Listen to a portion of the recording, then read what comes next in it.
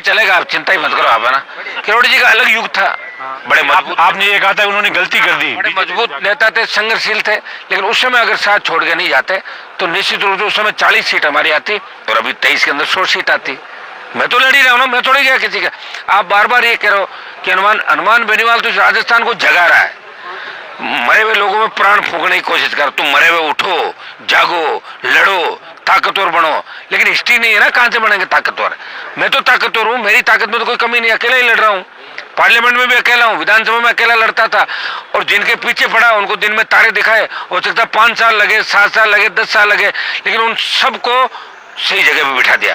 और भी लोग आने वाला समय ठीक रहेगा, आप चिंता नहीं करें। लोग एक बात और कहते हैं कि हनुमान बेनीवाल का ज्यादा बोलना, या जिसको कहते हैं कि हनुमान बेनीवाल का बड़बोलापन उनके ग्राफ में कुछ गिरावट लाया है, आप क्या मानते हैं? मेरा ग्राफ कैसे गिरा? 18 में 8.5 लाख लाया मैं, अब 10 लाख लिया।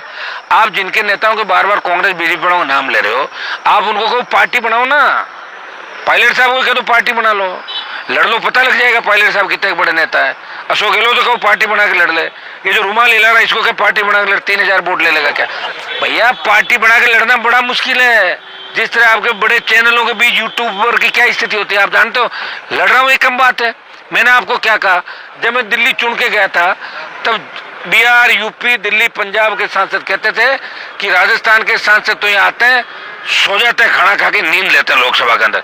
मैंने देश के अंदर ये कहा, आवाज उठाई, 5 साल लड़ा, और देश के 25 सांसदों में, देश के 1 सांसद में, देश के 10 सांसदों में हमेशा हनुमान बेनीवाल हर गरीब, अग्निवीर, किसान हर जगह लड़ता हुआ नजर आया, और आगे भी लड़ता हुआ नजर आऊंगा। निश्चित रूप से जो लक्ष्य है वो प्राप्त करूंगा। आपने कभी सोचा कि जो नागौर को अपने रिमोट कंट्रोल चलाते थे उन नेताओं की क्या स्थिति होगी?